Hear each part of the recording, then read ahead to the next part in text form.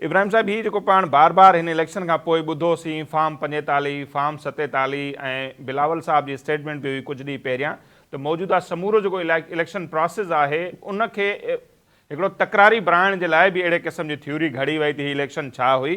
सो अॼु त supreme court जा चीफ जस्टिस साहब जेके आहिनि उहे चवनि था त वोटनि जी अहमियत हूंदी आहे ऐं फॉर्म जेको 45 आहे उनजी वोटनि जी आॾो का अहमियत कोन्हे, ॾिसणो इहो आहे त कंहिंखे वोट केतिरा मिलिया।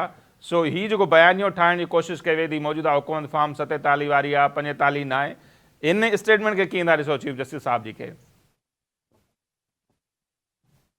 यार पीटीआई वारा जेके आहिनि उहो जेके चाहिनि उन शइ खे मथे खणी उहो पंहिंजे मथे ते थोपे सॼी सोसाइटी खे जेको उन पासे लॻाए सघनि था सोशल मीडिया जे ज़रिए। सॼो कमु इहो फोन ज़रिए हले थो। चीफ जस्टिस अॼु इहा ऑब्ज़र्वेशन ॾिनी आहे मूंखे, माना इन में का ख़ासि ॻाल्हि न लॻी। बुनियादी तौर ते इन हिकिड़ो हिकिड़ो हिकिड़ो फर्ज़ करियो, जेकॾहिं इहो केस पीटीआई जेके मेंबर जो हुजे हा त हिन वक़्तु चीफ जस्टिस जी हालत कहिड़ी हुजे हा सोशल मीडिया ते, हिकिड़ो जी इहो पासो ध्यान में रखो। हीउ पीपीए मेंबर जो केस हो न, पीपल्स पार्टी जो पीपल्स पार्टी जो। जेकॾहिं पीपल्स पार्टी जॻह ते पीटीआई जे मेंबर जो केस हुजे हा ऐं इहा ई ऑब्ज़र्वेशन हुजे हा त इन चीफ जस्टिस सां ही पीटीआई उहा ई साॻी हालत करे हा जेका रेफरेंस ॾियण में कई हुन, उनजी बि कयूं, उन्हनि जी मिसिस जी बि कयूं। त हीउ जेको सो आहे उन जो जेको मूं मक़सदु वरितो आहे उहो इहो वरितो आहे त भई जेको हथमी रिज़ल्ट आई आहे, जेका काउंट थी, जेका डिक्लेयर थी आहे, सही उहा रिज़ल्ट छा थी थिए।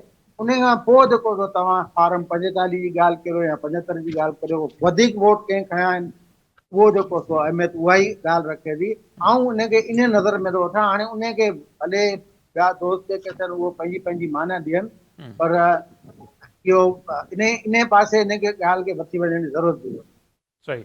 माजिद साहब, अवांजी इन ते राय, ही जेके रिमार्क्स आहिनि फॉर्म 45, 47, बार बार अवां बि हवाला हूंदा, ॿियनि दोस्तनि जा बि सभु पिया ॾींदा आहिनि त हीअ हुकूमत कहिड़े फॉर्म तहत आई आहे।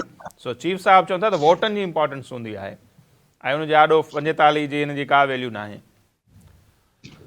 ॾिसो नसीर साहब, हिकिड़ी ॻाल्हि असांखे सम्झणी पवंदी। ॾिसो हू हिकु इंडिविजुअल केस आहे, उन ई कॉन्टेस्ट में हुन ॻाल्हि कई आहे ऐं हुन बि इहा ॻाल्हि कई जेकॾहिं तव्हां कॾहिं इलेक्शन जी ड्यूटी ॾिनी हुजे त 45 नंबर जेको फॉर्म आहे उनजी कहिड़ी हैसियत हूंदी आहे।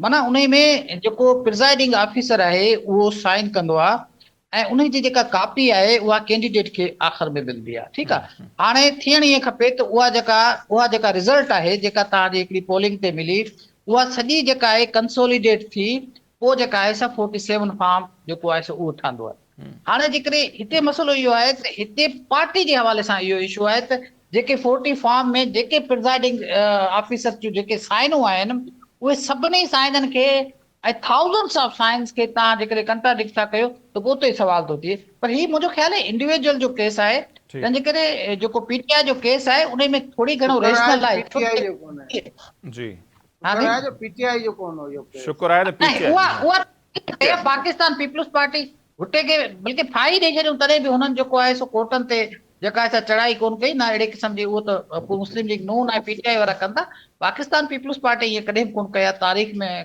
मूंखे त उनजो मिसाल कोन थो मिले।